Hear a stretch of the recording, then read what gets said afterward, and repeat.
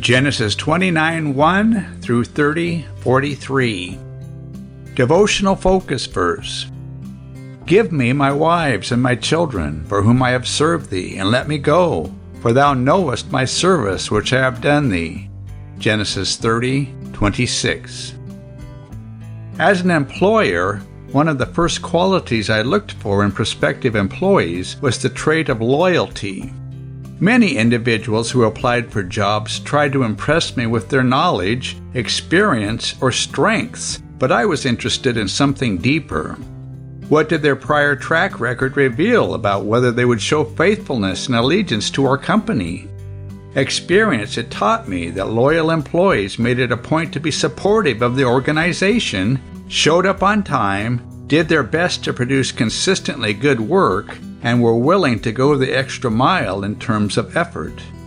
Their commitment was evidenced by their approach to the job. Employees without loyalty were often tardy, invested the minimum amount of effort in any task, frequently had complaints and a negative attitude about job requirements, and generally produced work below the quality they were capable of. Ultimately, I often had no choice but to dismiss them. In our focus verse, Jacob was reminding Laban of his loyalty and faithfulness to him. Jacob had agreed to work 7 years in order to have Rachel as his wife, and the time had gone by quickly for him because of his deep love for her. When Laban deceived him and substituted Leah, Jacob had agreed to work another 7 years for Rachel. He had been faithful to that commitment and fulfilled his agreement with Laban. His uncle acknowledged that Jacob had served him well when he responded to Jacob's request by saying, "I have learned by experience that the Lord hath blessed me for thy sake." Genesis 30:27. Loyalty is vital not only in work situations, but also in marriages, families, and friendships. Without it, these relationships will ultimately collapse. There must be a commitment to the interests of others. Yet, while loyalty to spouse, family, church, and job are important, our prime loyalty must be to God. We need to be loyal to Him because of who He is, and because of His great love which He has shown toward us, even when we did not deserve it. Does your life show that you are loyal to God? Are you faithful and true to Him, honoring Him through your words and deeds, and doing your best to please Him in every way? If so, you can be sure that He notices and appreciates your devotion to Him. Background information. Today's chapters tell of the formation and growth of Jacob's family and the wealth he began to accumulate.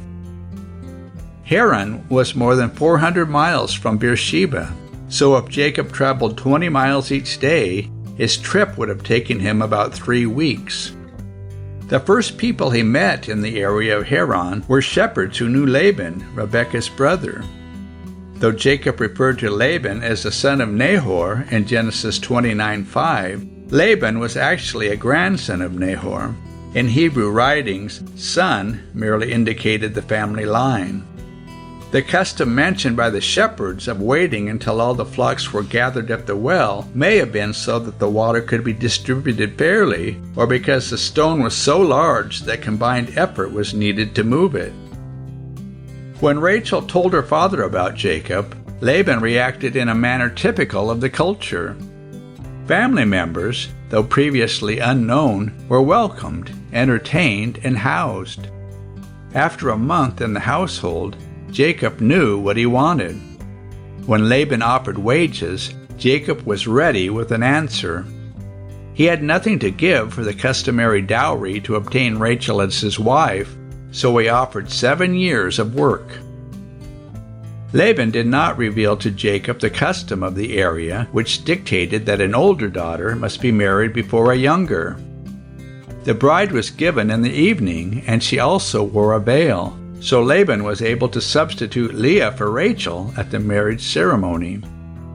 When Laban said, "Fulfill her week," see Genesis 29:27, he referred to the customary week of the marriage festivities. When that week was fulfilled, Rachel was given to Jacob, who was 84 years old, and he worked another 7 years for her. The statement that Leah was hated, see Genesis 29:31, indicated that Jacob loved her less than he did Rachel, which is confirmed in verse 30. At first, God blessed Leah with children, but Rachel was barren. The mandrakes mentioned in Genesis 30:14-16 are thought to have been yellow berries from a Mandragora vernalis, which were believed to promote fertility. By the time God blessed Rachel and allowed her to conceive and bear Joseph, Jacob had finished serving his 7 years for her. The children of Jacob's 2 wives and their handmaids, Bilhah and Zilpah, were the ancestors of the 12 tribes of the great nation of people that would one day be called Israel. The names given the sons reflected the disharmony that was present in Jacob's home. Jacob wanted to return to Canaan, but Laban was well aware that he had profited financially as a result of Jacob's service. Again, they negotiated. Most goats in that area were dark brown or black. Sheep were white. The flocks and herds that Jacob had been caring for belonged to Laban.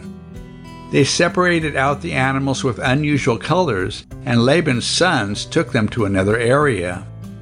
Jacob was left with those that were the usual colors, and Laban agreed to give him any oddly colored animals that were born to these herds that were left. Jacob began selective breeding, and God blessed him abundantly by increasing the number of oddly colored offspring that were produced. Conclusion: if we have loyalty toward God in our hearts, it will be evident in our lives. Genesis chapter 29. Then Jacob went on his journey, and came into the land of the people of the east.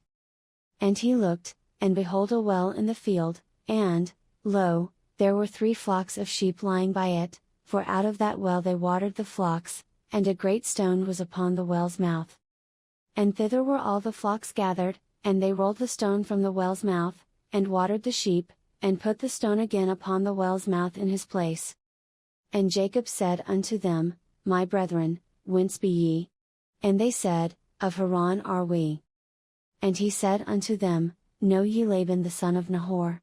And they said, We know him. And he said unto them, Is he well? And they said, He is well, and, behold, Rachel his daughter cometh with the sheep. And he said, Lo, it is yet high day, neither is it time that the cattle should be gathered together, water ye the sheep, and go and feed them. And they said, We cannot, until all the flocks be gathered together, until they roll the stone from the well's mouth, then we water the sheep. And while he yet spake with them, Rachel came with her father's sheep, for she kept them. And it came to pass, when Jacob saw Rachel the daughter of Laban his mother's brother, and the sheep of Laban his mother's brother, that Jacob went near, and rolled the stone from the well's mouth, and watered the flock of Laban his mother's brother. And Jacob kissed Rachel, and lifted up his voice, and wept.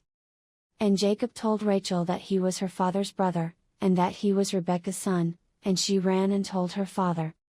And it came to pass, when Laban heard the tidings of Jacob his sister's son, that he ran to meet him, and embraced him, and kissed him, and brought him to his house.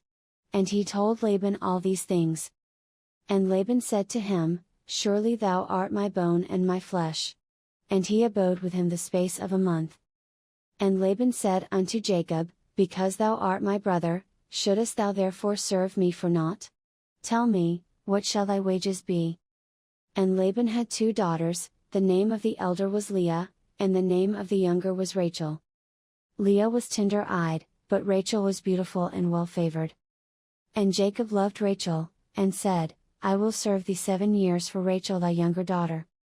And Laban said, It is better that I give her to thee, than that I should give her to another man, abide with me. And Jacob served 7 years for Rachel, and they seemed unto him but a few days, for the love he had to her. And Jacob said unto Laban, Give me my wife, for my days are fulfilled, that I may go in unto her. And Laban gathered together all the men of the place, and made a feast. And it came to pass in the evening, that he took Leah his daughter, and brought her to him, and he went in unto her. And Laban gave unto his daughter Leah Zilpah his maid for an handmaid. And it came to pass, that in the morning, behold, it was Leah, and he said to Laban, What is this thou hast done unto me? Did not I serve with thee for Rachel? Wherefore then hast thou beguiled me? And Laban said, It must not be so done in our country, to give the younger before the firstborn. Fulfill her week, and we will give thee this also for the service which thou shalt serve with me yet 7 other years. And Jacob did so, and fulfilled her week, and he gave him Rachel his daughter to wife also. And Laban gave to Rachel his daughter Bilhah his handmaid to be her maid. And he went in also unto Rachel, and he loved also Rachel more than Leah, and served with him yet 7 other years. And when the Lord saw that Leah was hated, he opened her womb, but Rachel was barren. And Leah conceived, and bare a son, and she called his name Reuben, for she said, Surely the Lord hath looked upon my affliction, now therefore my husband will love me. And she conceived again, and bare a son, and said, Because the Lord hath heard I was hated, he hath therefore given me this son also, and she called his name Simeon. And she conceived again, and bare a son, and said, Now this time will my husband be joined unto me, because I have borne him 3 sons, therefore was his name called Levi. And she conceived again, and bare a son, and she said, Now will I praise the Lord, therefore she called his name Judah, and left bearing. Genesis chapter 30.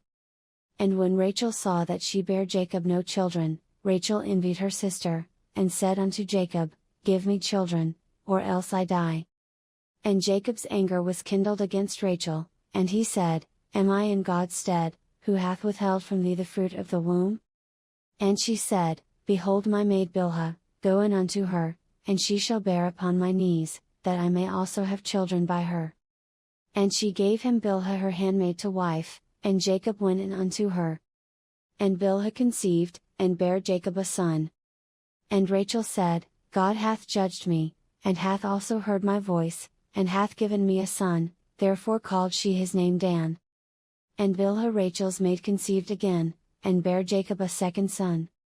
And Rachel said, With great wrestlings have I wrestled with my sister, and I have prevailed, and she called his name Naphtali. When Leah saw that she had left bearing, she took Zilpah her maid, and gave her Jacob to wife. And Zilpah Leah's maid bare Jacob a son. And Leah said, A troop cometh, and she called his name Gad. And Zilpah Leah's maid bare Jacob a second son.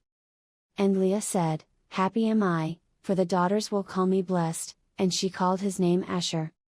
And Reuben went in the days of wheat harvest, and found mandrakes in the field, and brought them unto his mother Leah. Then Rachel said to Leah, Give me, I pray thee, of thy son's mandrakes. And she said unto her, Is it a small matter that thou hast taken my husband? And wouldest thou take away my son's mandrakes also? And Rachel said, Therefore he shall lie with thee tonight for thy son's mandrakes. And Jacob came out of the field in the evening, and Leah went out to meet him, and said, Thou must come in unto me, for surely I have hired thee with my son's mandrakes. And he lay with her that night. And God hearkened unto Leah, and she conceived, and bare Jacob the 5th son. And Leah said, God hath given me my hire, because I have given my maiden to my husband, and she called his name Issachar. And Leah conceived again, and bare Jacob the 6th son. And Leah said, God hath endued me with a good dowry, now will my husband dwell with me, because I have borne him 6 sons, and she called his name Zebulun. And afterwards she bare a daughter, and called her name Dinah. And God remembered Rachel, and God hearkened to her, and opened her womb. And she conceived, and bare a son, and said, God hath taken away my reproach. And she called his name Joseph, and said, The Lord shall add to me another son. And it came to pass, when Rachel had borne Joseph, that Jacob said unto Laban, Send me away, that I may go unto mine own place, and to my country. Give me my wives and my children, for whom I have served thee, and let me go, for thou knowest my service which I have done thee. And Laban said unto him, I pray thee, if I have found favor in thine eyes, tarry, for I have learned by experience that the Lord hath blessed me for thy sake. And he said, Appoint me thy wages, and I will give it. And he said unto him, Thou knowest how I have served thee, and how thy cattle was with me. For it was little which thou hadst before I came, and it is now increased unto a multitude, and the Lord hath blessed thee since my coming, and now when shall I provide for mine own house also? And he said, What shall I give thee? And Jacob said, Thou shalt not give me anything; if thou wilt do this thing for me, I will again feed and keep thy flock. I will pass through all thy flock today, removing from thence all the speckled and spotted cattle, and all the brown cattle among the sheep, and the spotted and speckled among the goats, and of such shall be my hire. So shall my righteousness answer for me in time to come, when it shall come for my hire before thy face, every one that is not speckled and spotted among the goats, and brown among the sheep, that shall be counted stolen with me. And Laban said, Behold, I would it might be according to thy word.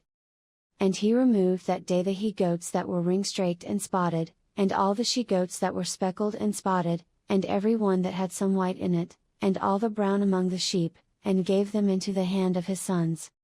And he set 3 days' journey betwixt himself and Jacob fed the rest of Laban's flocks. And Jacob took him rods of green poplar, and of the hazel and chestnut tree, and pilled white strakes in them, and made the white appear which was in the rods. And he set the rods which he had pilled before the flocks in the gutters in the watering troughs when the flocks came to drink, that they should conceive when they came to drink. And the flocks conceived before the rods, and brought forth cattle ring-straked, speckled, and spotted. And Jacob did separate the lambs, and set the faces of the flocks toward the ring-straked, and all the brown in the flock of Laban, and he put his own flocks by themselves, and put them not unto Laban's cattle. And it came to pass, whensoever the stronger cattle did conceive, that Jacob laid the rods before the eyes of the cattle in the gutters, that they might conceive among the rods. But when the cattle were feeble, he put them not in, so the feebler were Laban's, and the stronger Jacob's. And the man increased exceedingly, and had much cattle, and maidservants, and menservants, and camels, and asses.